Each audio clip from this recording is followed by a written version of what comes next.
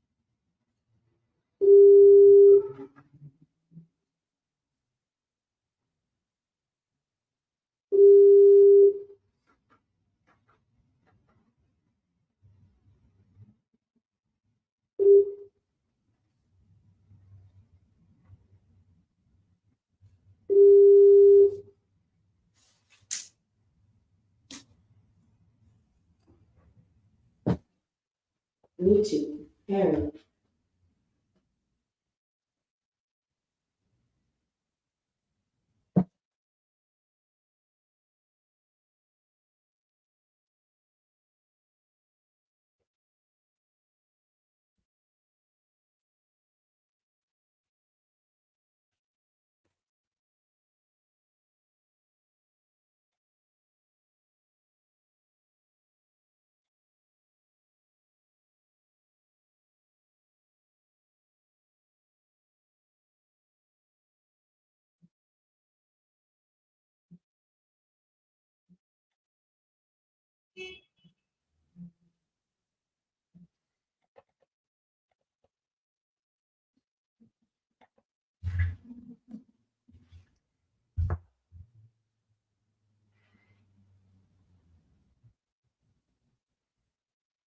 Bluetooth connected.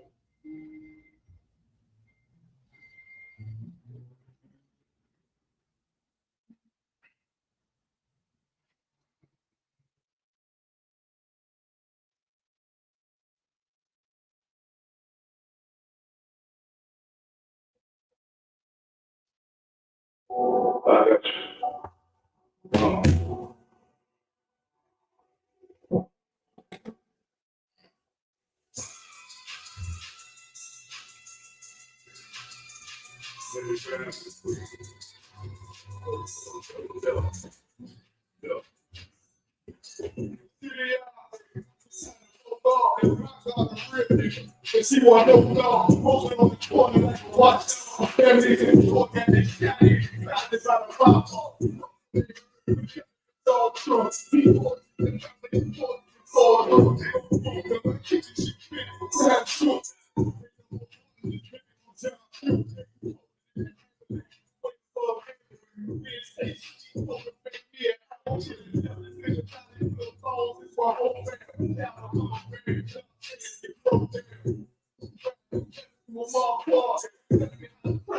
Shower to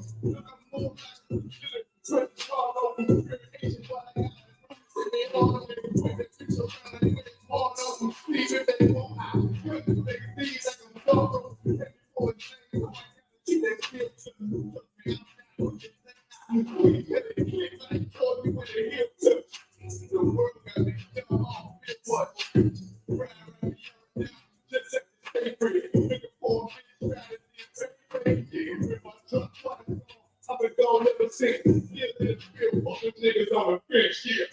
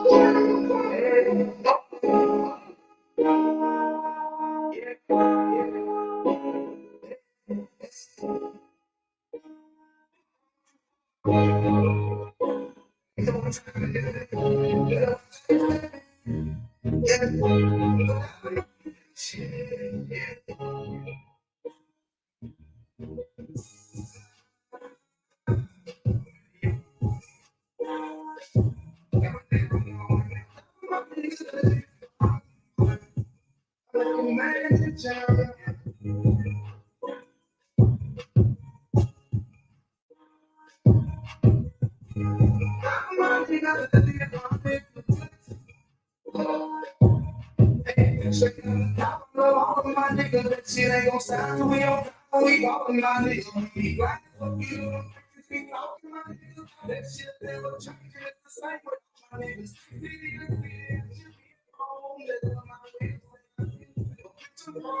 On these streets, I'm scared shit. By that shit, play with me and don't let him have it. Like you shit, this shit, nigga, play out it. Get on them check, baby, like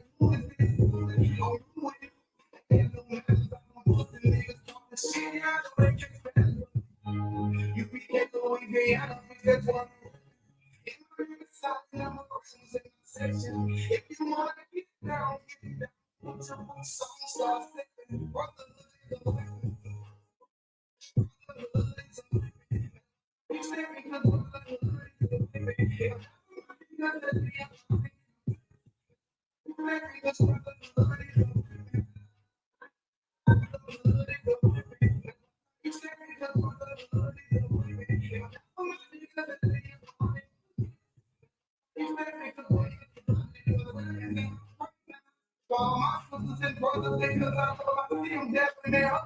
amazing to see how it can be there from the start.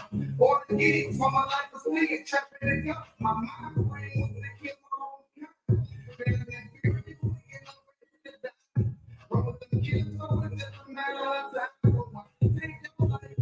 You take my that's when I realized slave.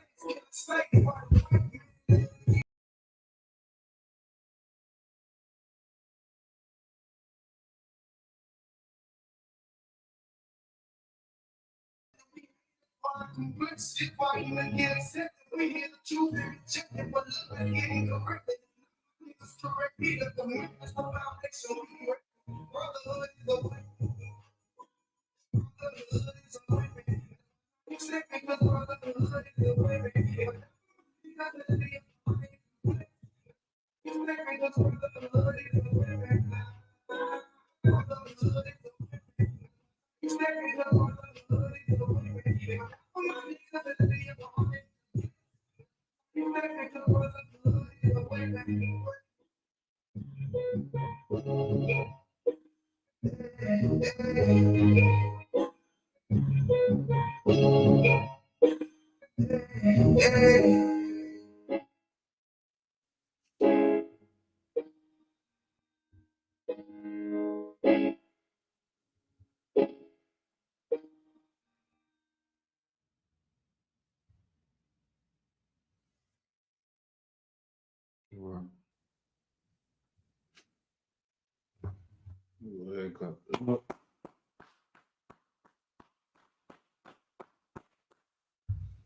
This is the Israelite School of Universal and Practical Knowledge.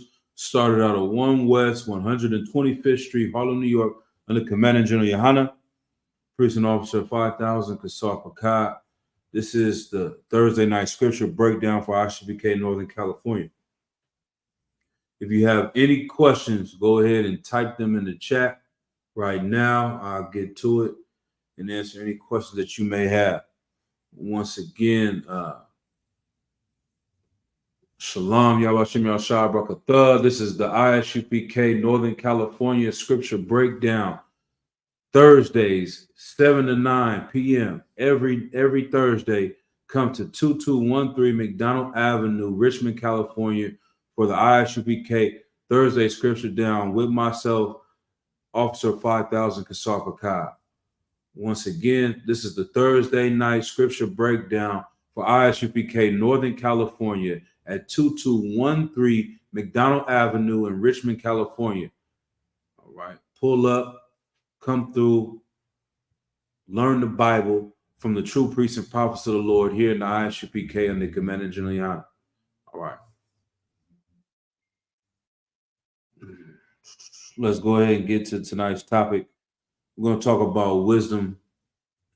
We're going to talk about the knowledge of the Lord. We're going to talk about how the Most High God put wisdom here on earth, and he only put it here with the children of Israel, Blacks, Latinos, and Native American Indians, and how that comes to play with your life and interplay with your life and what you need to do and where you need to find wisdom at in order to become who you're supposed to be according to this Bible, according to the Most High, according to your forefathers that paved the way and put it down for you to live this life as an Israelite. And most importantly, our King that paved the way down, Yahweh Shai Mashiach, whom the world ignorantly calls Jesus Christ, the things that he put down to show us and guide us on how to live correctly. First precept we're going to go to is Ecclesiasticus chapter 6, verse 32.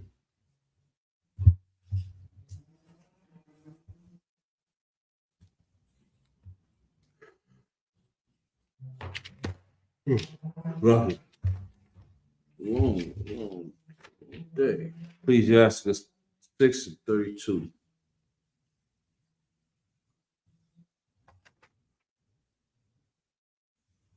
And it reads, "My son, if thou wilt, thou shalt be taught, and if thou wilt apply thy mind, thou shalt be prudent." Like, this is like a father talking to his son. He's letting him know, if you want, you will be taught. If you have to want to learn. There's a saying from the Native Americans that I learned from Captain Kahan Thumya, where he said, basically it was an old Native American proverb that says something to the effect of, you cannot wake up a man that's pretending to be asleep. Once again, you cannot wake up a man that's pretending to be asleep. You cannot educate TD Jakes. You can't educate Creflo Dollar. You can't educate Jay-Z. You can't educate the Wu-Tang Clan. All these different people out here. And whoa, if they just had the knowledge and we was able to wake them up. Nah, they understand. They have the knowledge. They know what's going on, but they're pretending to be asleep. They're pretending not to be aware. And so you give them the reasonable doubt that maybe they just don't have the information necessary to understand what you understand or to understand this truth. Nah, they have this information and they're not going to use it to help their people. So they're pretending to be asleep and pretending to be ignorant. And so right here it's saying, my son, if thou wilt, thou shalt be taught. You have to want to be taught in order to learn. See, that's the difference between certain type of questions that come up in our chats, certain type of questions that come up in class, certain types of questions that come up at camp, or that people use when they question Christ. Some questions are questions where people are genuinely asking because they want to learn. They want to see what you're saying. They want to understand what you mean. And other questions are questions that people ask because they're really trying to challenge you. They're really trying to divide the people that are listening to you.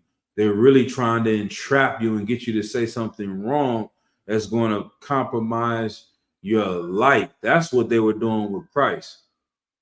So these type of questions are not made for someone that wants to learn.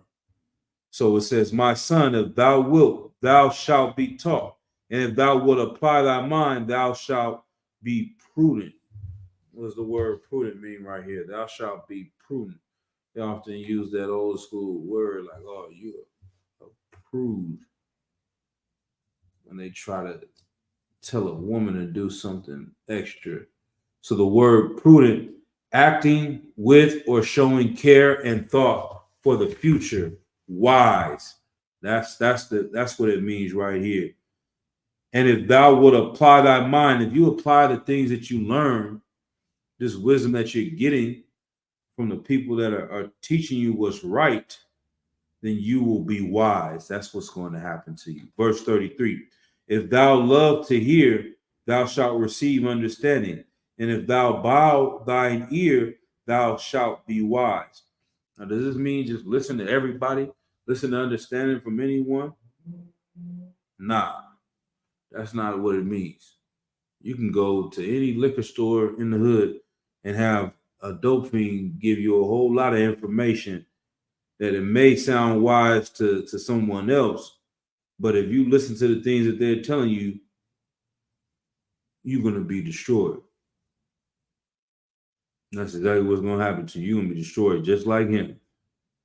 But verse 33, if thou love to hear, thou shalt receive understanding. If you love to hear the Most High God, if you love to hear the word of the Lord, if you love to listen to the priests and prophets, that's what it's talking about. If thou love to hear, thou shalt receive understanding.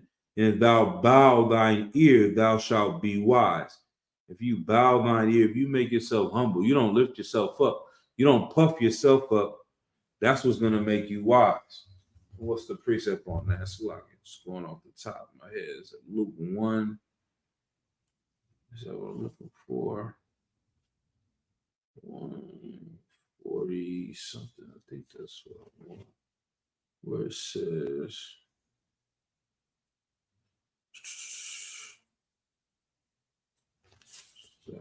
Mark.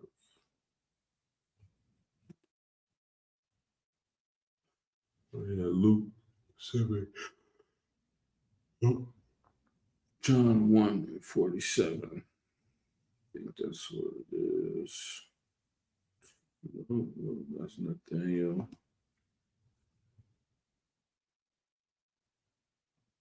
I might have to find it real quick, so I'm trying to go off memory. But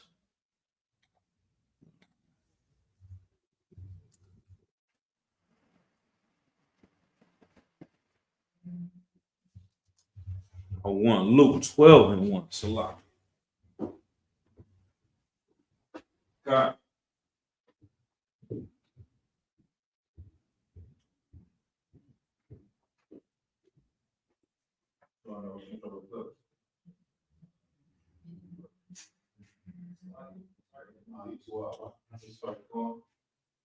Yeah, that's Luke. Yeah, that's Luke. I cannot see out there. Right. Lord. Right. The long Bible was always, it was more than just peace. They didn't have electricity back in the day. Somebody walking far away. Shalom, and give them a salute, you know who's coming. Shalom. So it's like I'm Tawab though. The water. All right, we rocking and rolling right now. I'll give y'all the update where left off. Shalom, Yabashim Shabbat. Third Chuba Matam Yad, checking in from San Jose. What's on Christ? All right. What was that? So I was going to Luke chapter 12, verse 1. And I got there, left off from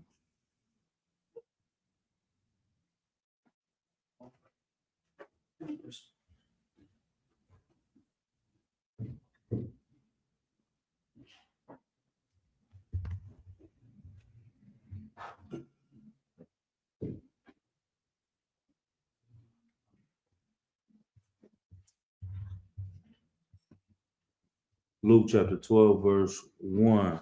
Come. This is the book of Luke, chapter 12, verse 1. Mhm. In the meantime, when there were gathered together an innumerable multitude of people, Mhm. insomuch that they trode one upon another, he began to say unto his disciples, first of all, beware ye of the leavens of the Pharisees, Mhm. which is hypocrisy. Which is what? Hypocrisy. One more time from the red. Beware ye Mhm. of the leaven of the Pharisees, Right, which is hypocrisy. right. Beware ye of the leaven of the Pharisees. Like, what is leaven? What is leaven used for? It's like the rise. Right. To rise bread.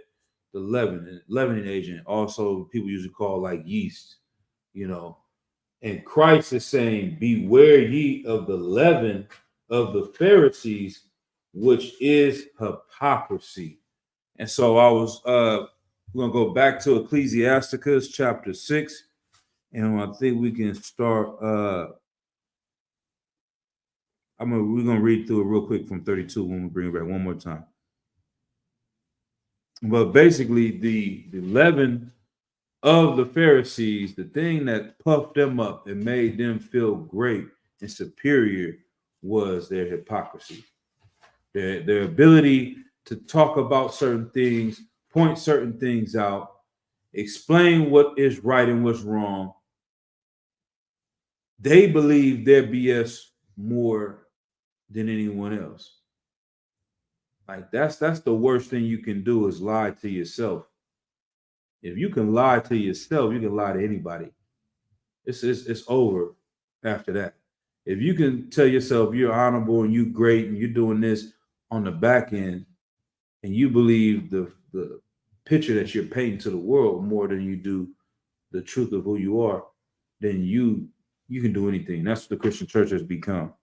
And that's what the Sadducees and Pharisees have done. That's what Christ was warning these brothers. He says, beware of the leaven of the Pharisees, which is hypocrisy. All right, let's go ahead. That's like Ecclesiastes. Ecclesiasticus and Apocrypha. Ecclesiastes. Yeah. No sweat.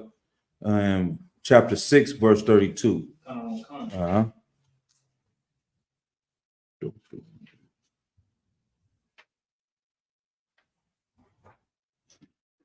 So 6:30. 6 and 32. This is the book of Ecclesiasticus, chapter 6, verse 32. Mm-hmm. Verse 32. Mm-hmm. My son, Right. if thou wilt, thou shalt be taught.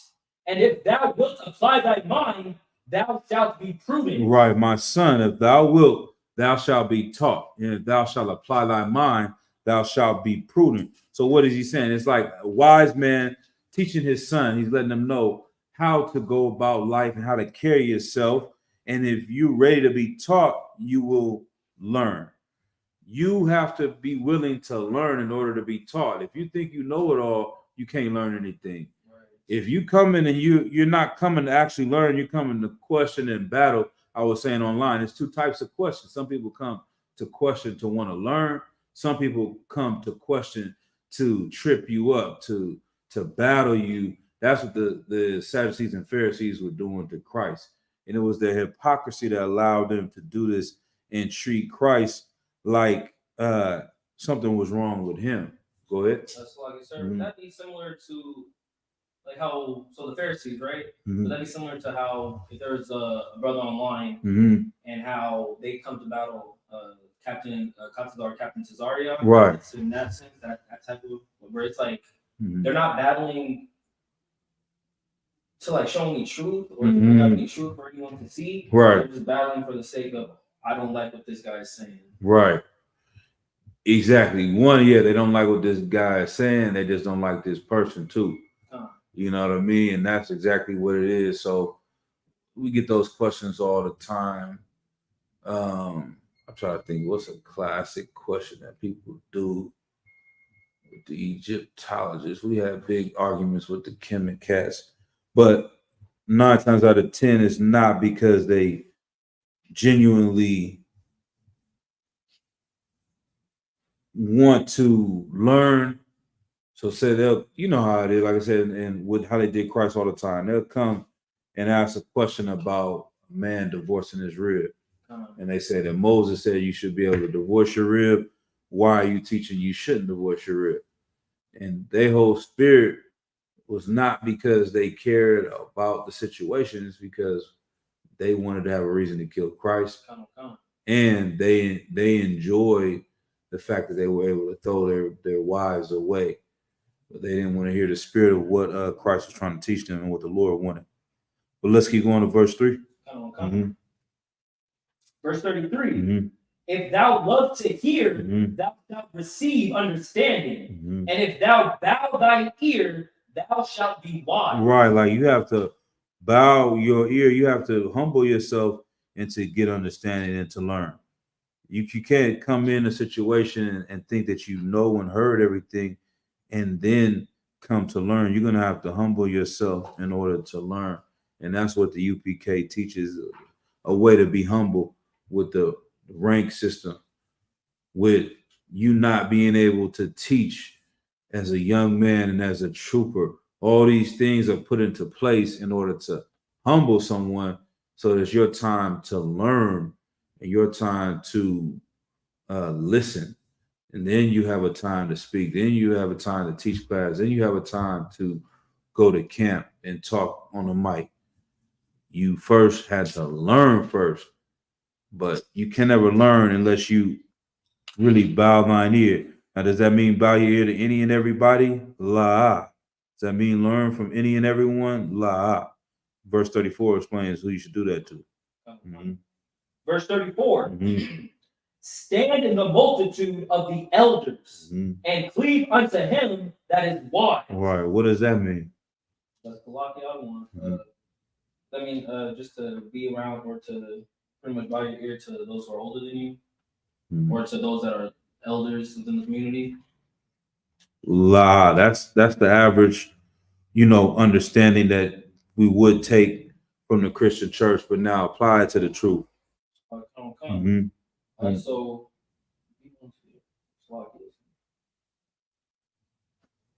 stand in the one more time, verse 34. So stand, 34. Stand in the multitude of the elders, right, and cleave unto him that is wise. Who are the elders?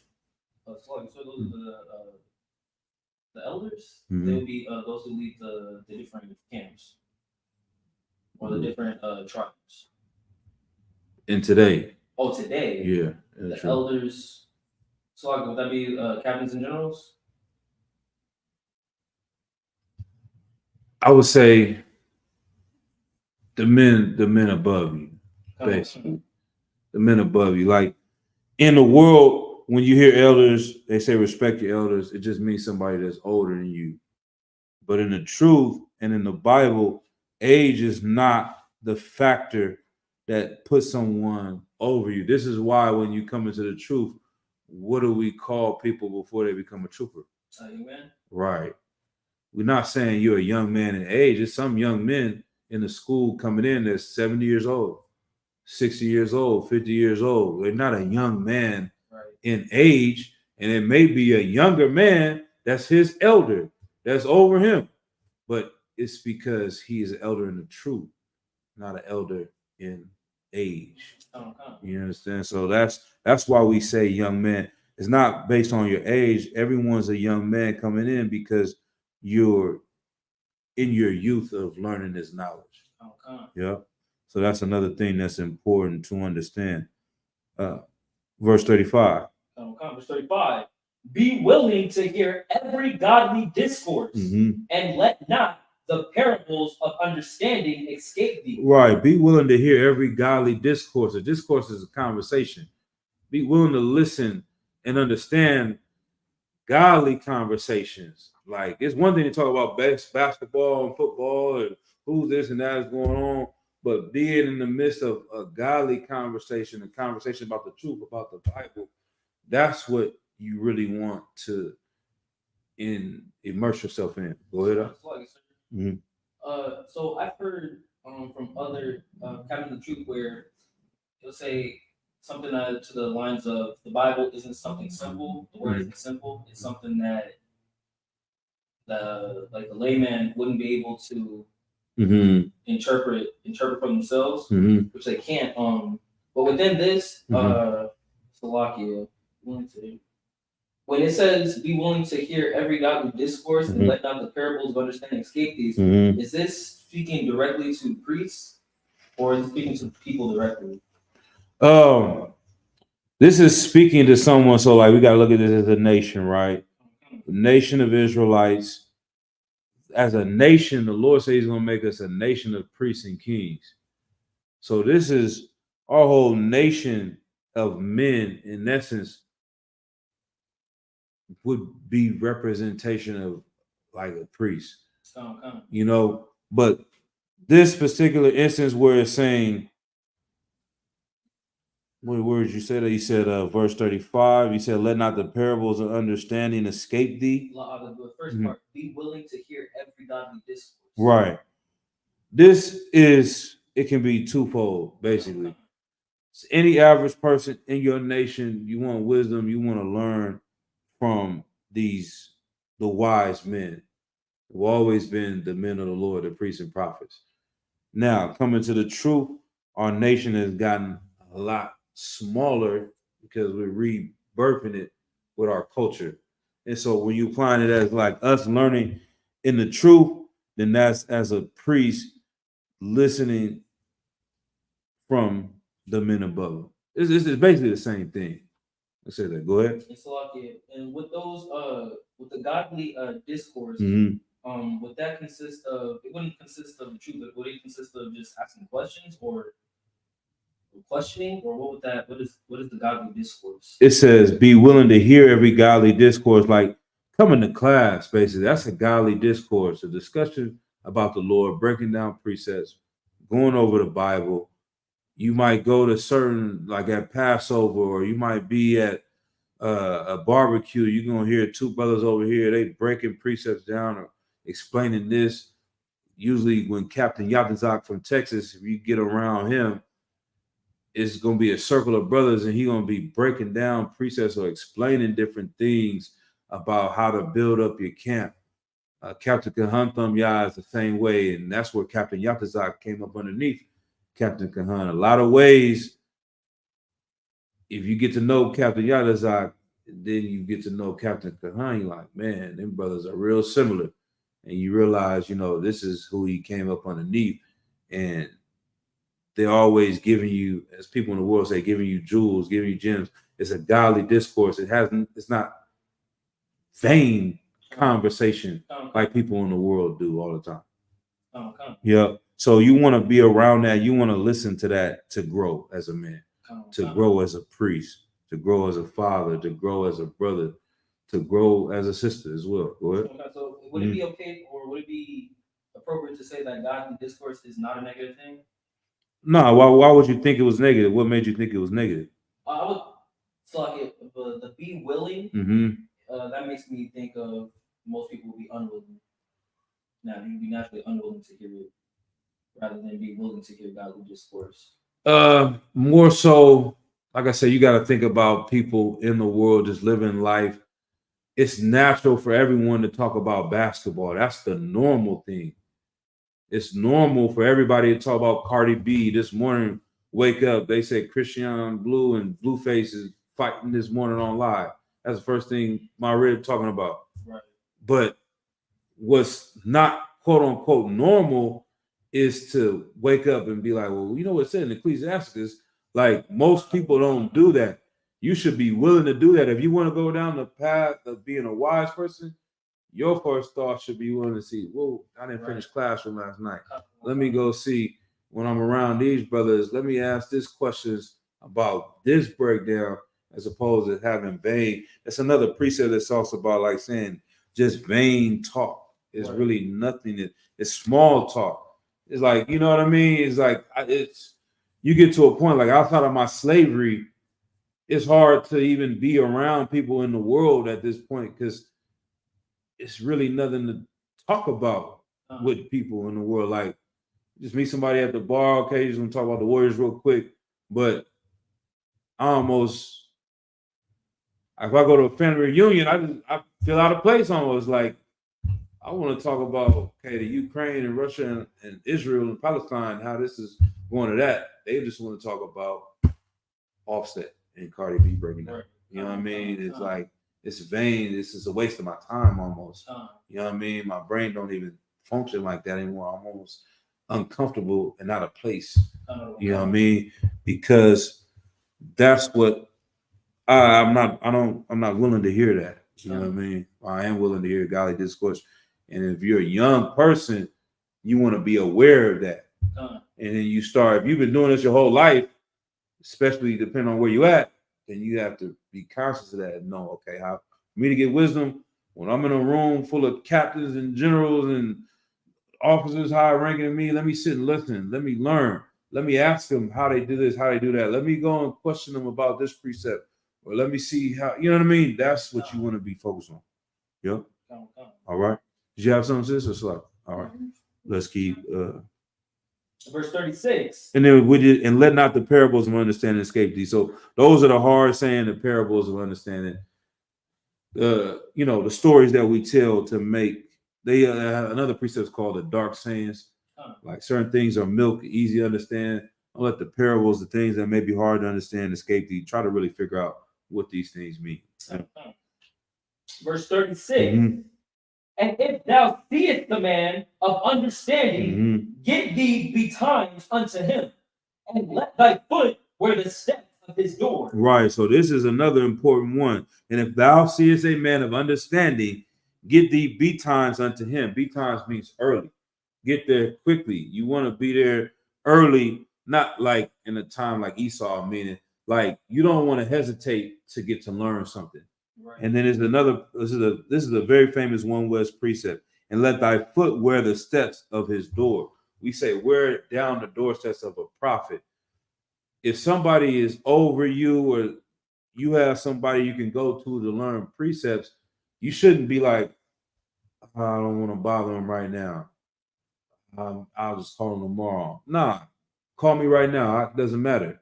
If I'm able to answer the phone, this is what I was told when I came in the truth. You call me anytime. If you need help, counsel, advice. If it's 3 a.m, I get the call. I'm able to answer the phone. I'm gonna answer the phone. You know, if you call me, if Mawar Khan give me a call, like sir, break down Luke 6:45. All right, 6:32. Break it down. Hang up the phone. 2 minutes later, you like, sir, what's Revelations? Do that. You hang up the phone, you call back 10 minutes later. You wearing down the door of a prophet. You wearing down the doorstep of the wise men.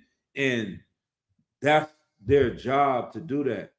And a priest is not going to be like, here you go again. This is another breakdown. A priest is going to be like, nigga, this is what I love to do.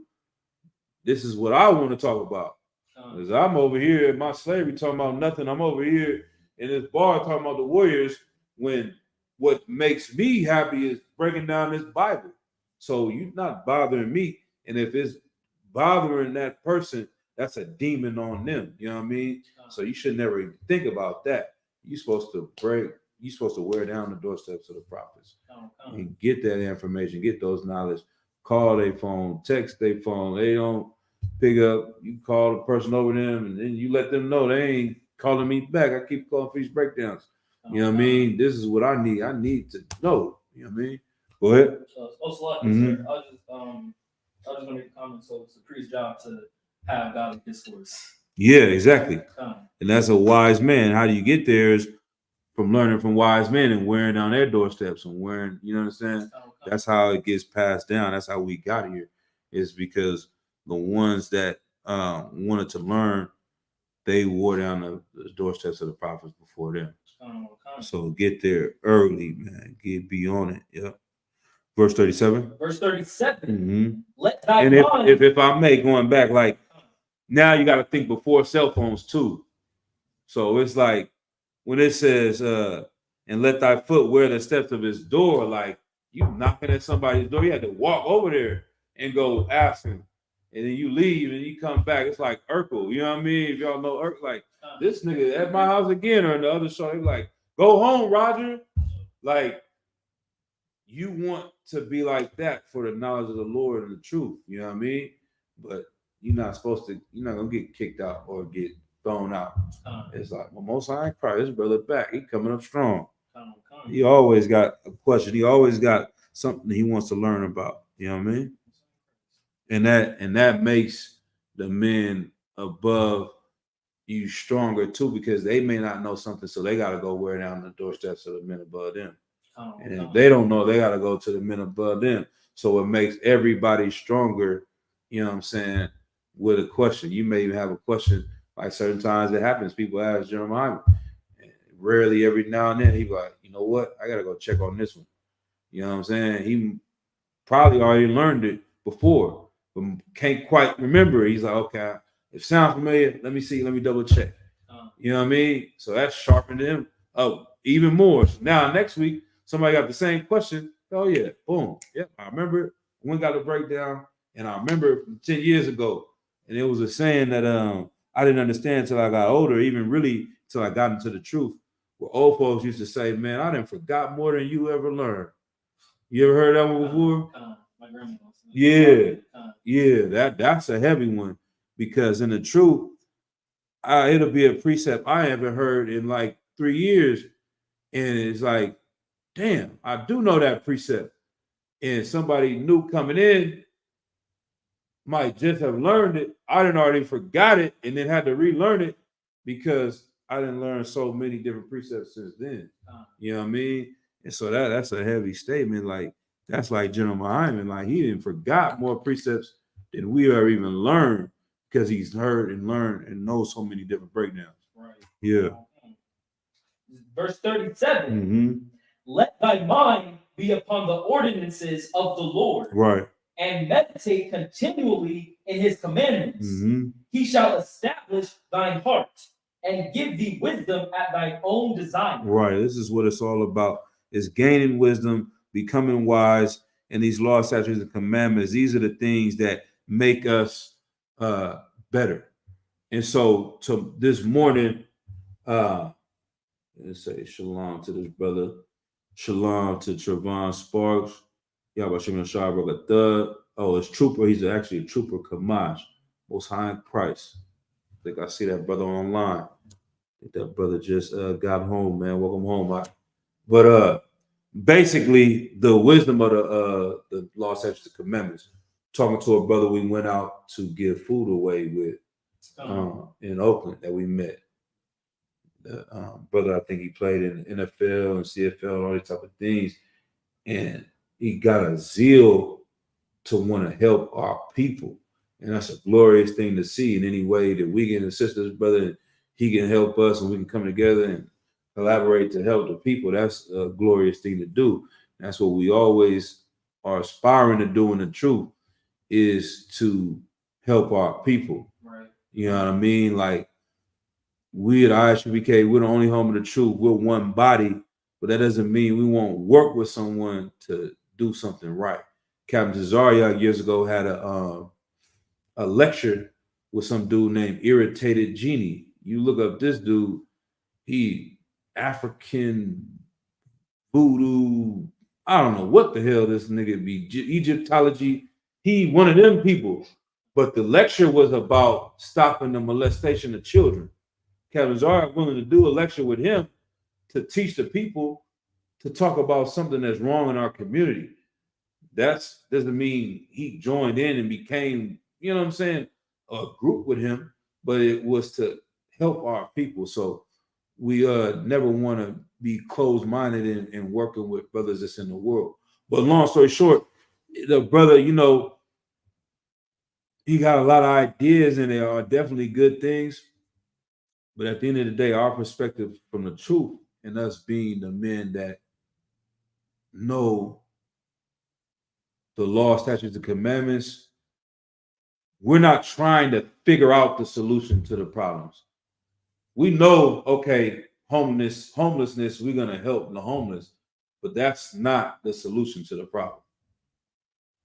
We may go and, you know, give out backpacks to these children, but is that going to fix the problem? You understand what I'm saying? Like all of these different groups, the Black Panthers, all the way down to nowadays, people give out turkeys every year. People trying to make job programs. People trying to do all these. It's been millions and billions of dollars that have been used to try to help Black people, but who is actually trying to fix Black people? And the knowledge and the wisdom to do that comes from the law, statutes, and commandments. And so give me that one. I'm gonna start calling out precepts and seeing and bringing back the old thing, man. That's what Jim Muhammad used to do. That's how it came up. What's that precept I'm looking for? To show that the laws are wise. The laws are wise. I want to give it all the way to you to prove. Lock-in, would it be the study thyself approved? Lie. It's don't want to say it on, but is it Matthew 5:17? Ooh, lie. Nope. I'll give you one more shot. Sure. This Is it when Christ said, "I'm not come to do away with the law, but to fulfill"? Old Testament. Old Testament. So what? I'm gonna slow down one more time. So he said, this is where it says, meditate. Let thy mind be upon the ordinances of the Lord, and meditate, continue on his commandments. He shall establish thine heart and give thee wisdom at thine own desire. The law, statutes, and commandments give us wisdom. That's as much as I'm gonna. Sir. No sweat. Deuteronomy 4 and 6. Come. Let's get that one.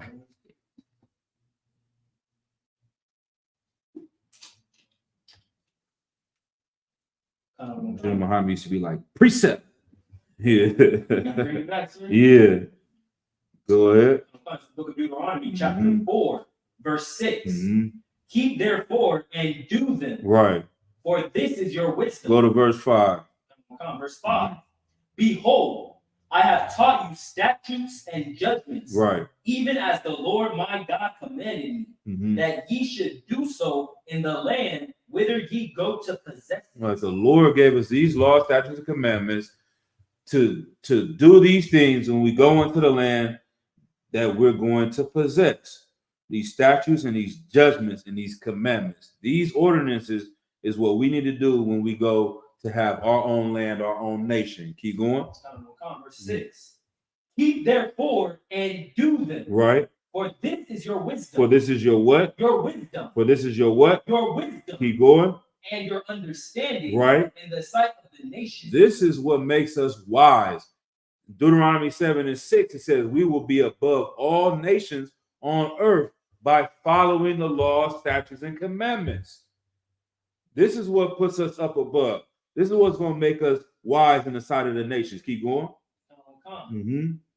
Which shall hear all these statutes and say, surely this great nation is a wise and understanding people. It says possibly. Surely this great nation is a wise and understanding people. Right. So these laws make us wise. These laws make us have understanding. And so, like I said, every time you can hear this over and over and over again, and you may hear this same precept a year from now and understand it even more than you heard it 2 years before. You may hear it 10 years from now, and you be like, yeah, damn, so like this is a heavy precept. This is so much in it, and you learn from it, even though you've heard it 100 times, even though you heard it 1,000 times, because you start to see how much wisdom is in just this little bit. But go ahead, up. I was having a conversation with my rib earlier, or not a conversation, but I had a conversation earlier with someone else, and it kind of mixed in with something she said earlier. Right. How we were just talking about I was talking about earlier, how in the Black and Latino community it's messy, and then later on she was telling me about the situation between two celebrities, and she called it messy at the same time, right? So it's between our nation, it's like we're a messy nation in the world, right? So what is it that makes us? Because compared to another nation, they still look at us as messy, so to say. So why is it that when we follow other nations, we go so much further past what it is they're doing? like in the terms of like degradation and acting messy? Because I'm trying to think of a precept right now too. Because We're Slovakia, we're Okay. a lot messier than the other nations, even though we're following the other nations. Because okay, it's Deuteronomy 28 and 15. You start go to there.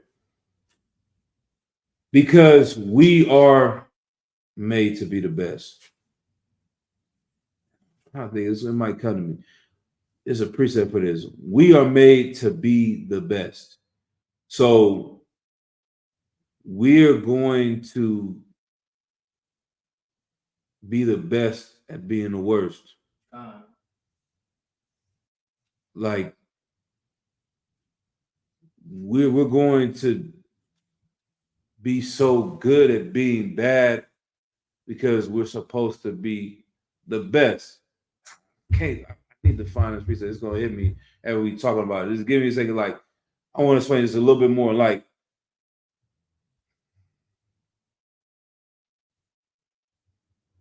we take stuff seriously, even our ignorance. Like we really stand, like how people say, stand on business. Like if you believe in this, you start to believe in it. And it's like believing a lie. We're good at living a lie. We convince ourselves more than they do. And back to what we were talking about before, where they do those things for their people. We're not doing it for our nation. And so we're just like crab in the barrel. So it's like we can't even be destructive positively because we're not racist. Their destruction is based on oppressing other people when they do evil. When the Chinese sell heroin, they sell heroin to black people. When black people sell heroin, we sell it to black people.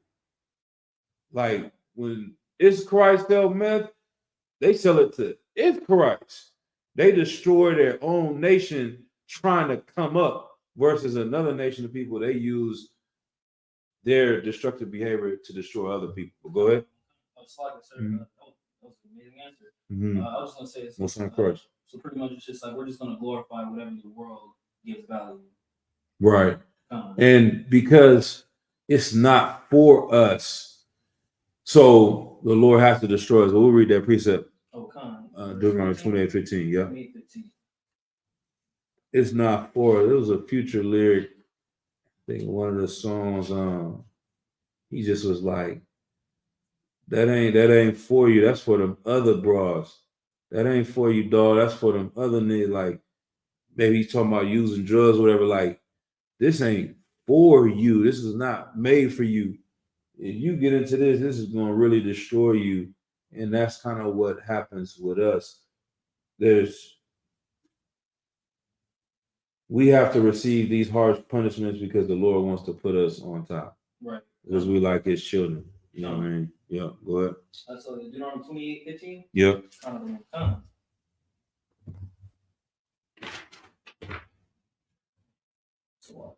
No sweat.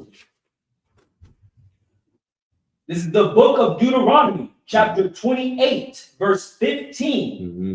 But it shall come to pass, if thou wilt not hearken unto the voice of the Lord thy God, to observe to do all his commandments and his statutes, which I commanded thee this day, that all these curses shall come upon thee and overtake thee. Right. So this is a curse.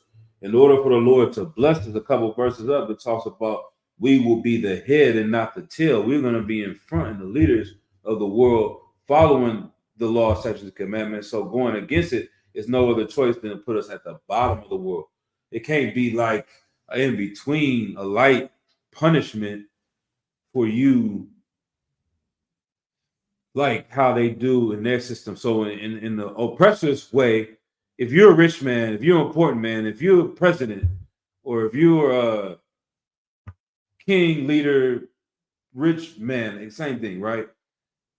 If you do something wrong, the court system shows you favor and you get a light sentence. You get to go to a light prison.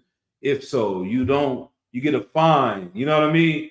If you're at the bottom of society, what happens? You get So it's like you get slavery, you get your life taken. you get the harshest punishment from the judge. Get your life taken. Right. A righteous judge, it would be the other way around. Come. You understand? Come.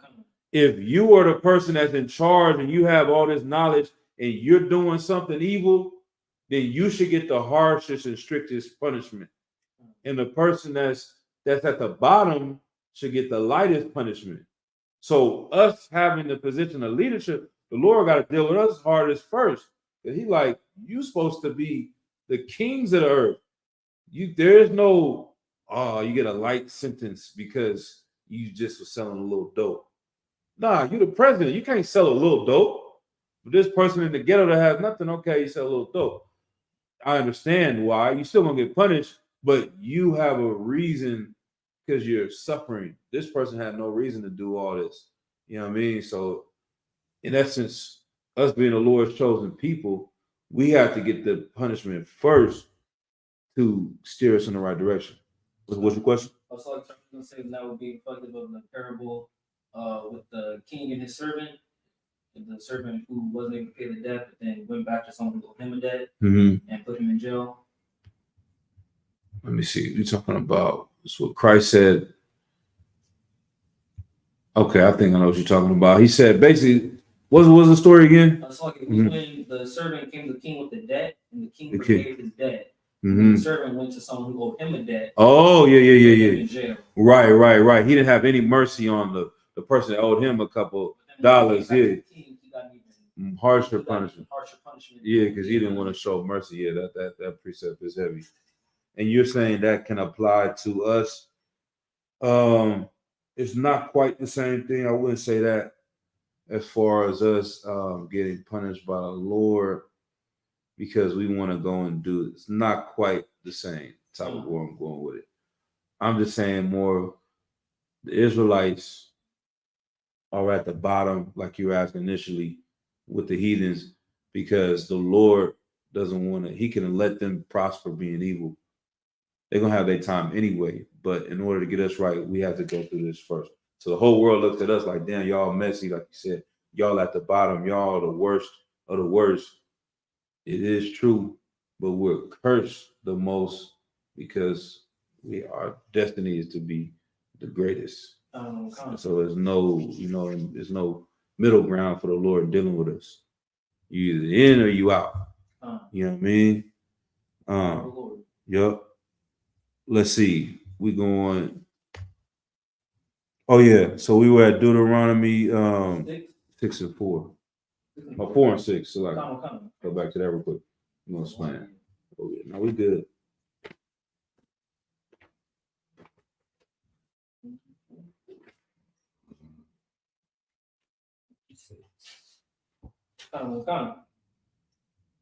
That's like if you want to go to 7 or start at 6. No, let's see. Surely this right now. So we did finish right there. So basically, now going back to the point that I was driving home as far as you hearing something over and over again and getting this understanding, and at certain times where I'll get to the point where it'll be like a epiphany, as they say. And so learning, we say the law, statutes, and commandments so much, knowing why is it so important, it just hit me that this is the most simple information to be given to someone and really the most complex piece of information to be given.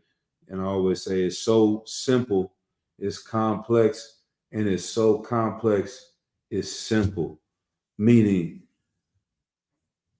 it's like to understand how many different things this law being perfect can fix is a complex concept to say. So you sit down with this brother, he like homelessness is a problem in Oakland. He's like drug addiction is a problem in Oakland. He's like domestic violence, rape, prostitution. The list goes on. HIV, syphilis, chlamydia, Any problem you can list. Name some problems we got in the Black and Latino community. All right, what's another? Robbery. Name another one. Abuse. There we go. You can name another one. Drug addiction. Drug dealing. I think just like being messed up is one of the two. Yeah. Yeah. Like, for example, like black on black crimes. There you go. Fighting, violence.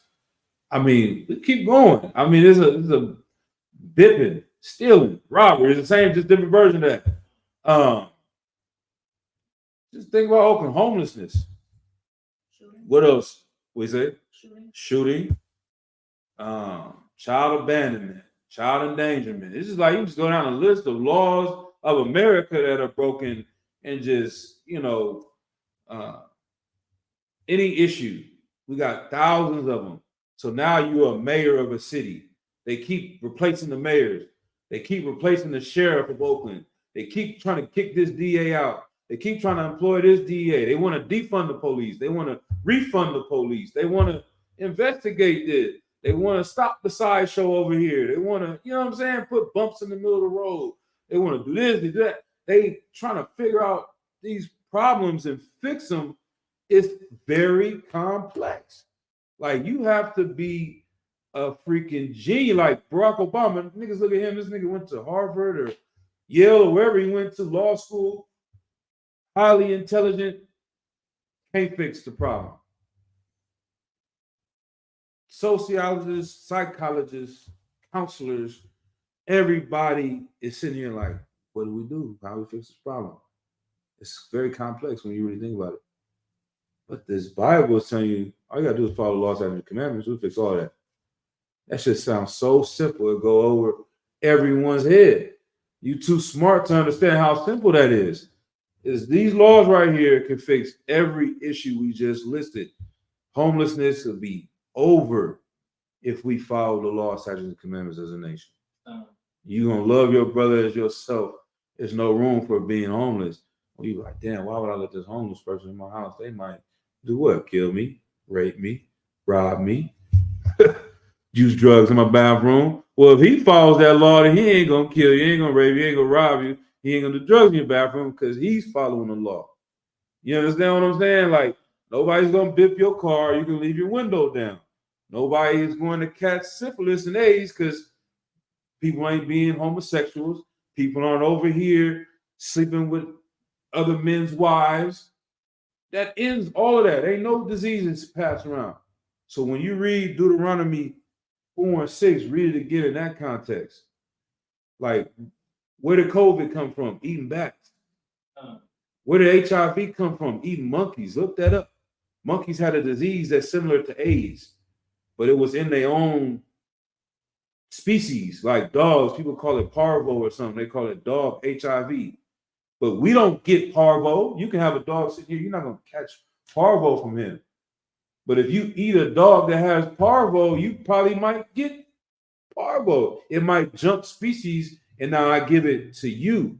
That's what happened with AIDS. The Africans was over there eating these chimpanzees and these monkeys and got this disease, and now they spread it around the world. So we wouldn't have AIDS in our community. We wouldn't have COVID. We wouldn't have the swine flu, which comes from eating pig, because of Deuteronomy 4 and 6. Go back to that one. Deuteronomy chapter 4, verse 6. Keep therefore and do them, for this is your wisdom. This is the solution to homelessness. One more time. Keep therefore and do them, for this is your wisdom. This is the solution to prostitution. For this is a wisdom. Start from right there. For this is your wisdom. This is the solution to gangbanging. For this is your wisdom. This is the solution to AIDS. For this is your wisdom. This is the solution to mass incarceration. For this is your wisdom. To being a stripper. For this is your wisdom. OnlyFans. For this is your wisdom. For crack deal. I mean, the list. You see what I'm saying? Like, this is it. It's not that hard to understand. But for some reason, you need to have a city council and 2,000 people sit and talk for 5 hours and leave and nothing changed, because they don't want to understand that the wisdom of the Lord solves all of that. These laws are perfect to solve all of that. And you know who understands it though? Slugging. Good. Priest prophets. That too. But I'm talking about outside of it. Oh, Salaki. Who understands how important these laws are? The victims. Mm-mm. Who is using these laws? Oh, I'll say that in a way. Salaki. The And then church. almost even more so Jewish people. Khan. Jewish people have enriched themselves and put themselves above all nations using these laws, and they're not really even completely using them, because they most likely eat pork.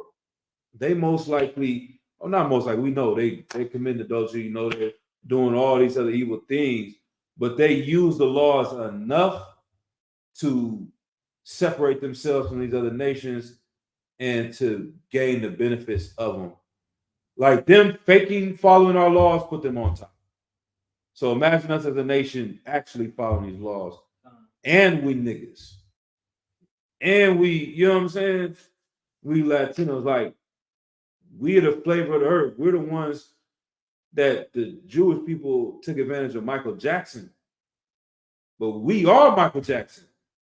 The Jewish people took advantage of Kanye West, but we are Kanye West. So that means basically, not only are we going to be rich as a community and we're going to be above everyone else, we have the best people to be put ourselves at the top. They don't even have us.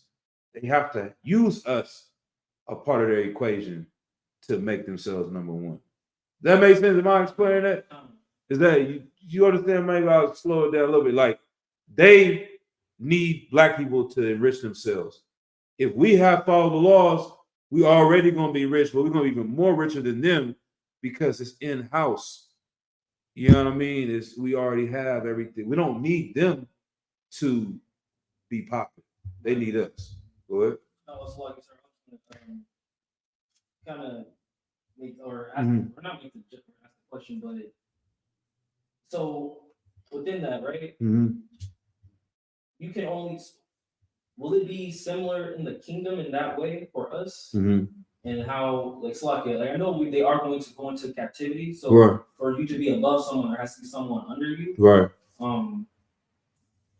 But is it going to be like, are they going to be our comedians? Basically, are they going to be the basketball players, entertainment? In a lot of ways, they will be like maybe entertainment. If we want to laugh or joke or whatever. I don't see. Okay, the reason why entertainment is so important to us is because we're slaves. So a basketball player is cool, LeBron is cool, Michael Jordan is cool, but the reason why they're so important to us is because we're poor. It's not because watching basketball is really that entertaining. Hold on. Meaning, you can go to any neighborhood and watch some niggas play basketball. They gave him $40 million a year. That's why he's that entertaining. Like, he's not worth $40 million of entertainment. Right. That's ridiculous. Any like grown person, when COVID hit, nobody cared about going to watch LeBron James. Nobody cared about going to a football game if your life and death is on the line. But you do care what the CDC is saying. You care what your engineers are saying. You care what your doctors. Those jobs are important. So like we live like children. That's one of the precepts I'm a go to. We learned that from our oppressor because it's literally a game. It's what kids play with a ball. They throw it around. But he doesn't want us to compete with him being engineers and doctors. So he made up a game for us to play. So that's the way we only think how to get out of the hood. He's not going to pay some black doctor $40 million and make it look cool. So a whole bunch of black kids want to become doctors and compete with your oppressor. He's going to make a game where only 400 people can win and this become in the NBA. It's 40 million black people. Half of their sons want to get a job that's hiring 400 people. I lived in Ruston, Louisiana. I'm sure both of you probably never even heard of that town. Ruston, Louisiana has 10,000 people that live there. There was a job there that I worked at called the Louisiana Methodist Children's Home. They don't have the juvenile hall system in Louisiana. So they have a church that the state works with where if you act up in high school, you're going to go live at this children's home for a couple months instead of going to juvenile hall. And 400 people worked at this facility in Louisiana, in a city y'all never heard of, and they were fooled on their jobs. They're like, man, if you get a job up there, you're doing good. Everybody trying to get a job up there. It's fool. Now, the reason why I'm saying that is to show you how insignificant 400 jobs is. It doesn't mean anything. Now, talk about the NBA. Every child in America wants to get a job at the Ruston Children's Methodist Home. That's how insane it is. And not only every kid in America, kids in France and now in Germany, and then you have your son and people are like, oh, don't kill his dream because he's going to go hoop. No, he's not going to make it. I'm telling you straight up, you're not going to make it. That ain't no dream killer. That's common sense. That's logical. None of them teach their kids, oh, you're going to be a baller one day. You're going to be, that's the first thing we want to teach our children. Or you're going to be a rapper. Or you're going to be an entertainer. And that's even worse. I can't name 400 rappers that have a hit record out right now. You can feel them in this room. You understand? And now every kid in the ghetto wants that job. But you know how many computer science jobs are there in America? Google that. You understand what I'm saying? That's the reason why they did that, though. And that's, I know it's a long way of explaining. Let me see how many. See whoever gets it first. Computer. I want to say like 2,000. Let's see. Computer science jobs are there. Let me see. Yeah, exactly.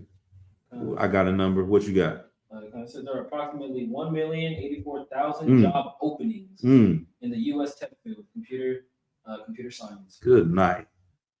I got 461,000 jobs for computer science information. And the data is projected to increase by 11% by 2028. Now, how much does your average computer science major make? Or computer science, computer sance person make a year? Let me see. So, mine says it's 101,000 average. You see how easy it is to get that job? If you put all your energy instead of going to basketball and dribbling all day and trying to beat freaking LeBron James, you actually make $110,000 a year. You may not make $40 million, but guess what? That little kid that thinks he's going to be LeBron, he ain't going to make nothing. He's going to work at Popeyes because he's been having a dream to be LeBron and make $40 million, which is never going to happen. But I'm the bad guy for telling them it's never going to happen because I'm trying to tell them, hey, little nigga, you can make $200,000 a year being a computer science major, and they're not hiring 400 people a year. They're hiring 400,000 people, and you're going to make that job. That's what the East Indians tell their children. That's what white people tell their children. That's what Asians tell their children. And that's why they pay black people this much money, because they don't want you to compete with them. So the value of LeBron is not $40 million worth of value. He's worth $40 million to them because they'd have to give us $2 billion in our community if we all tried to be computer science majors. So they rather save the $2 billion, or really the $100 billion is probably way more than that. That goes to that. You times 104,000 by 1 million people, and whatever number that is, that's probably like I don't even know what that number is. My phone ain't even gonna do it. 100,000 times a million. Because you said it's 1 million jobs, and they all making 100,000. a million times, 100,000 a million times. I can't even. Maybe I'll ask the computer. Let's do it. How much? $1 trillion. Is that? That's what it sounds like to me. $1 trillion. That's what I thought. I'm gonna double check. Let me see. 100,000. Salaki. 100K times 1 million. Let's see what it comes out to be. It just says it does one of those weird 1.3. To the power. Yeah, that's a trillion. Uh, $1 trillion industry that we not getting nothing out of because we think being a rapper is the way out of the hood. We think being a actor is the way out of the hood when that's even worse. Like, you think I'm making this up, man. How many players are in the NBA? Look at how many players in the NBA. List of current, how many players in the NBA? How many athletes are in the NBA? Oh, it's a little bit better, 580. Ooh-wee. And then half of them don't even play more than 5 years because you get hurt and somebody else comes right behind you. So you trying to focus on getting this small job opening that you probably will only work for 3 years at max. And you think that's a logical way. And all of the parents try to raise their kids this way. And you wonder why niggas end up becoming drug dealers. You know what I'm saying? And girls want to become prostitutes and have OnlyFans because our community is. And I know that was I went on a long tangent, but I really be trying to drive that home because they really make these jobs. I know it went all the way back to, I'm like, how did we get here? From you saying like in the kingdom, are the Edomites going to be playing basketball for us? Probably. Because who cares? Like, or why would we spend all day watching somebody dribble a ball around? Like, are you a child? My kid can play basketball. Like, I'll go watch him. Like, who does that? We put so much emphasis on basketball and football in this society because we're childish. You understand what I'm saying? Like, that's a childish way. Like, watching somebody sit on stage and just like, that's cool, but that's not really adult-like. It's childlike behavior. So give me Isaiah the precept for that. And the oppressor loves us to make our lies about childish things because they're worried about adult things. They're worried about quantum physics and quantum mechanics and computers and trying to get to Mars. And we worrying about Cardi B again. That's all I can say. I'm trying to find out too now. I'm just joking. You know what I mean? I'm childish too, but I gotta kill that off. That's like it, sir. Go ahead. I was gonna say, so like through wisdom, you have to be willing to have godly discourse, not discourse about basketball. And then, like I said, I like the words like the next man. Don't get it all twisted, but it's just in the kingdom, it will be for the slaves, not because they're the best at it, but because it damn near really doesn't even matter at that point. Like, who's the best comedian? We're the best comedians because we're oppressed. We're the best basketball players because we're oppressed. We're the best boxers because we're oppressed. Like, Africans are starting to come up in the boxing room. They say boxing was always for the lowest people of society because it's such a dangerous and violent job. You're literally going in here and risking your life to die. The only people that would do that are people that are poor. So initially, when we came out of slavery, Black people became the best boxers because they figured that was the only way out. But then when football came on and basketball came on, they said, why would I go in here and risk dying when I can go to NFL and make the same amount of money? So a lot of those football players would have been boxers. And so now it went to the Latino community because they are coming up and they're like, okay, how can I make it out? They're willing to try to kill themselves. Well, now people have come up. Oscar De La Hoya got a big $1 billion, you know what I'm saying, fighting promotion thing. Now they're going to Africa. They're like, who can we find that's dumb enough to try to kill themselves for a couple dollars? And they're going to use the Africans. So that's why I like that last fight, Tyson Fury versus that African. And I put on Facebook, I'm like, it finally felt good to be entertained and not the entertainment. Like to watch two heathens try to kill themselves. I don't give a damn who wins or loses, but I'm glad I don't see a black man and a Hispanic man fighting each other and everybody cheering it on while they beat their brains out. That's really sad when we watch these boxing matches. You know what I mean? And I'd rather watch them do it for pennies than to, you know what I mean, watch my brothers do it. So long story short, they will become the entertainment because it's entertainment is really not that important. Entertainment is for slaves. It's to distract people from important things. Like, yeah, so but Isaiah 3 and verse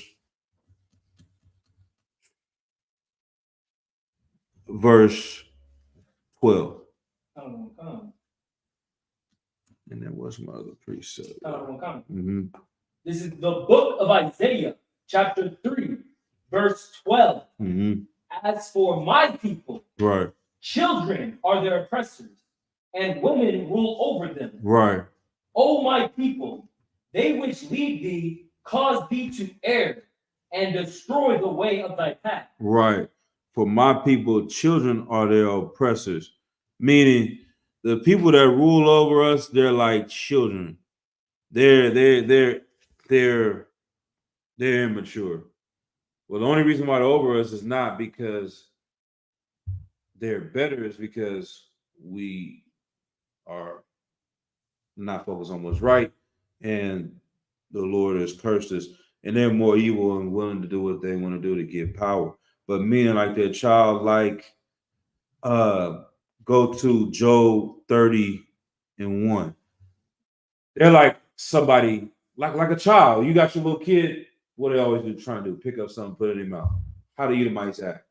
It's a cockroach. I'll try it out. They'll go eat anything. They'll eat something raw. They'll eat whatever. Octopus. They don't care what animal it is. They want to try the squirrel, the rabbit. They want to eat anything. He's like, stop putting that in your mouth. Like, stop it. You know what I mean? Like their child, like they bungee jump.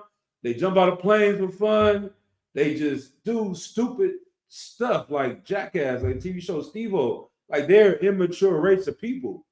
But we look at them as being superior because we exactly, yeah, that's right. That's right. It's money. You know what I mean? And because they have more money. They're at least wise enough to oppress us. But outside of that, the really people that are over us are childlike. If we got our mind right, we would see how childlike they are. And that's why they influence us to like childlike. We're following them being childlike. We make our whole lives around the Kardashians. It's childlike. We make our whole lives around girls living in the house and fighting each other. Like, it's childlike behavior. So you know what I mean? Go ahead. That also imply being childlike and being selfish. Yeah, children are very selfish. Get out of here. You had that to my breakdown. Yep, and I've heard the general say that too, and that's what I heard in that breakdown. Like the oppressor is extremely selfish, like a little child. You give them something, they don't want to share it. They don't want to give it to anyone else. They crying and fighting. They said Zion and David's son was fighting one of the high holy days over a little Hot Wheel toy. That's how the oppressor is. You know how much land it is all over America? How many cars? You've been by a car dealership? It's thousands of cars sitting here on a lot. Are they going to give you one? Hell no. You're going to have to go sell dope to get one of these. Kill somebody to get one of these, something. You ain't getting one of these just because I shared. You ain't getting food because I got it. We'll throw away the food. Y'all heard about that before. Restaurants throw food away, not to give it to the homeless, because what they say they're gonna get a lawsuit. You really believe that? It's because if they give away free food, then why buy food? Everybody can stand there and be like, all right, I'm just gonna wait till Pizza Hut closes and give me a free pizza. So they have to throw it away so that they can make their profit, so they can be selfish and be the only ones that have money. But everybody should be having money. You know what I mean? Go ahead. Sorry, sir. I was just gonna I was also going to ask on top of that when it says and women rule over you. Is that talking about literally what you're saying, or is it slacking from me? No, you good. I didn't finish breaking it down. You're right. We jumped to the other one. Yeah, no. Is it saying emotional, or is it literally women rule over us? What do you mean? Like saying the oppressor is like a woman? Is it saying that? No, that one's actually talking about like women that rule over us too. Like our households are upside down. The black family, single parent black mother rules the household. That's the thing as well. You know what I mean? Yeah. So they kind of turn into a matriarchy. Yeah. Matriarch, not the Right. Because we are underneath these children that are oppressing us, then the women become the one that's leading over us when that's not how. The Lord said the sheep of my flock are the men. The leaders of the nation is supposed to be the men. And a weak nation is going to have women leading them. And that's exactly what they want us to do. And they're the same way. They make it seem like they're all in order when really, you know what I'm saying, the oppressor is weak behind women. And they really put in a way, but Salaki, let's go to this one for time's sake. They put women up above, though. They put them on a pedestal too. That's their whole getting on the knee and all this, and for weddings, and it's just that's their culture of Esau, is to let the woman dominate in some way, shape, or form. They put a show on the front that they want to be the dominant figure for the world, but in reality, a lot of times the woman is the one that's running this thing too. Yep. Also, like, this just reminded me of in that movie 300, Leonidas the King, but right. His wife was really the one exactly telling him how to run everything. Exactly. Yeah, there's a TV show called Billions. I watch on Showtime. I know your pops said he told me about it before I started watching it. But the guy, he's a district attorney. He's like a famous lawyer, runs the city. But in his private life, his wife is like a dominatrix over him. And not to be too explicit with class, but like, you know, in the scenes in the movie, like he is a bitch and she is the one, you know what I'm saying? But that's so Edomite. That's really how a lot of these dudes that are around the world are. You know what I mean? They getting, I ain't gonna be explicit, but yeah, they are the bitch. That's what I'm gonna say. Yeah, exactly. Yep, exactly. But Job chapter 30, verse 1. This is the book of Job, chapter 30, verse 1. But now they that are younger than I have me in derision. Right. They have me in derision. The ones that are younger, these are the Edomites. These are the people that are the children to us, as you know, like I said, childlike. This is what you can use this one for. They have me, they're making fun of us. That's what derision means. Contemptuous, ridicule, mockery, sneering. They're laughing at us, they scoffing at us. The children that are younger than me, they're laughing at me now. Keep going. Whose fathers I would have disdained to have set with the dogs of my flock. Right. Like I wouldn't even allow their fathers to watch my dogs at one point in time. But now they have grown up and they laughing at me. And so that's another way, basically, it's showing like these are the type of people you wouldn't even trust your dog with, but they're the senators and the governors and the top 5 CEOs. You see all these movies and Wall Street and all that. What they really do in the movie Wolf of Wall Street, y'all ever saw that one? They a bunch of children up in there. They throwing midgets down the aisle and snorting coke and partying and flying it. But you look at the building outside, you're like, man, damn, I wish I could get up in there and I get me a job. And they're the smartest people and they really a bunch of children. Like, I wouldn't leave my dog. You might end up doing something to my dog. You know what I mean? You gonna molest my dog. I wouldn't leave him around you How are y'all running the world? It don't make no sense. And you wonder why America's $150 trillion in debt. Some crazy number. Because the people running the world are freaking children. And they putting this image, and we like, damn, they so wise and smart because they built this nation and blah, blah, blah, blah. But behind closed doors, you really see through this, and you be like, man, these are some children. All they want to do is get high. All they want to do is eat whatever and have sex and act like a bunch of kids in American Pie. And he just gave them power. And, you know what I mean? Read it one more time. So lock in. It's the book of Job, chapter 30, verse 1. Mm-hmm. But now they that are younger than I have me in derision, whose fathers I would have disdained to have set with the dogs of my flock. Yeah, that's not cool. We got to get back in our rightful position. As the General Muhammad's been saying it a lot in class lately. He like, just give us a shot. Let blacks, Hispanics, and Native Americans rule the world, and then they'll stop killing Israeli soldiers that have, Israeli hostages. You know what I mean? Then they'll stop doing things like this. But for time's sake, let's keep going. We got about 15 more minutes, 10 more minutes before we hit 9 o'clock. So let me get a couple of precepts. I'm gonna say hold good questions. Hold them just for a minute so we can get through some of these precepts so people can get them in their precept book. Let's go to Proverbs 3 and 5.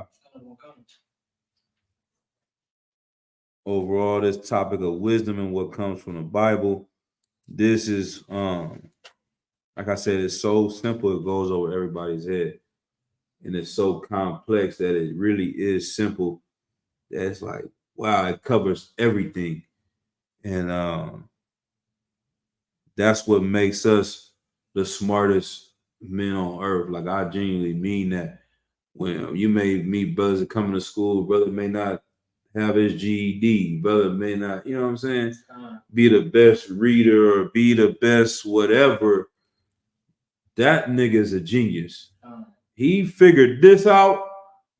The brother is a walking genius, man. Y'all got to appreciate the presence of the men from the lowest rank to the highest rank. You know what I'm saying? Y'all witnessing Black and Latino excellence because this is something that the wisest men in Israel can't figure out. Apparently, Jay-Z got $1 billion. He didn't figure this out. Or he just doesn't care, which makes him really evil, and that's why the Lord won't deal with him. So there's no other way. Either they figured this out, and that's where Kanye West is at. They're like, he borderline coming out, peeking out, but then his demons, he ain't really able to understand. But he's starting to look over the thing like, damn, this is the Jewish people. This is what they doing. He is like, they don't pump this in our community, and they got rich and rule the world with this Bible saying the Israelites. And he almost got close to Captain Zaryak. Something happened, they cut him off. Like, you start figuring this out, get rid of that white woman and follow these laws. Kanye West could help, build this truth up to be something ridiculous. You imagine our garments, nigga, we was talking about that. If Kanye West came into the truth, nigga, the garments we would have, this nigga, we'd be flying. I always think about that too, like with like a Tupac. Tupac coming into the truth. Like, our nation's supposed to be so cold-blooded. Like, Jay-Z, nigga's a hell of a businessman. Imagine if he was in the truth. You know what I mean? Like, our greatest people, their talents that the Lord gave them are used to enrich themselves and the oppressor. But it really was supposed to be our nation. So once again, saying we really are the best nation. You giving cats nothing the way that I could go on and on. But basically, either they are really smart but not smart enough to understand this, or they really do understand this and they're really evil and they just don't give a damn about their people and won't do the right thing. But it is so simple. Like, tomorrow, if Jay-Z came into the Israelite School of UPK and was a trooper, tomorrow it'd be so many people at the door. You know what I'm saying? And there's so many rappers, it'd be 15, 20 rappers to join. And then after that, every cat will be at the door listening to what we're talking about. Good. Slug it, sir. Does the Snoop Dogg made one post talking about he's smoking weed, and 15,000 people probably would have quit overnight. And it shows you how important these people are to influence the bad behavior. If he made one post and everybody wanted to stop smoking, so every time he roll a blunt and smoke on live, how many people is he getting to smoke? But they always tell you this bull. And I really want to use, man. They tell you this bullshit that I'm not a role model. I hate when they say that because it's BS. Like you sitting here and telling these kids you're not a role model. I'm not a role model. I'm just a rapper. Nah, these kids gonna do exactly what they see you do. If you say you popping Molly, popping Percocets, Future, they're gonna do that. If you say you're gonna be reading and educating yourself, they're gonna follow you doing that too, man. So they have so much influence, and yeah, it would take one of them cats to come up in here, and tomorrow half of the Black people will come in and do this, and then how much greater would our nation be? You know what I mean? Wouldn't have none of these problems. But he gonna tell you some backdoor way, like, okay, I'm just gonna figure out how to give out more backpacks, and it's just gonna solve the problem. Not it. Go ahead, Oxalak. Okay. What's like in verse? Proverbs 3:5. Yep. Like 3:5. Yep. Come. Famous Book preacher. of Proverbs, chapter 3, verse 5. Right. Trust in the Lord with all thine heart, Right. and lean not unto thine own understanding. Famous precept. We all probably heard it before. I'm not gonna go too long. I know I'll get caught up in these breakdowns, but yeah, just lean not to your own understanding. That's what we all have to do, and that's what the world wants you to do, is to be individual, spiritual. That's another big thing. I'm not religious, I'm spiritual. And people want to be spiritual because you don't have to listen to anybody. The only person you can listen to is yourself. And that's the easy way out. If your mind says it's okay to smoke weed, I'm spiritual. I smoke weed. It's cool. My God. Who is your God? I kind of gave it away, but when you're spiritual, who's your God? You. Exactly. Whatever you say, whatever goes. So that's what everybody's doing now. They're doing you. I'm gonna do me.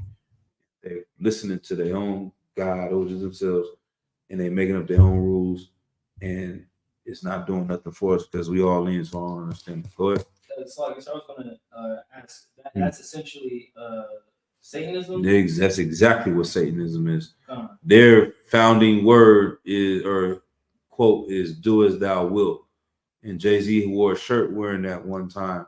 It came from one of their guys, I think Aleister Crowley or something. He's a big time Satanist. And they're in their book of Satan, that's their, and I could go to a whole other breakdown on that. That is so much in that statement. Do as thou wilt. Yeah, do as thou wilt. This shows you the opposite between us and Satanism. Blacks, Hispanics, natives, and the oppressor. Do as thou wilt is what they live by. Have you never heard that one before? I think I have, sir. Okay. So you're gonna tell us about how you studied Satanism for a couple months? High school? Give us the breakdown, all right? Salagi. That's Ohio. I almost caught you. I almost had you. Got you. So basically, yeah, it was a couple months. I was in the Gothic gang. Nah. Right, exactly. But nah, do as thou wilt. Basically, long story short, is there's no rules. Do whatever you want to do. And that is opposite. The Lord is like, no, do what I say to do. Them, do whatever you want to do.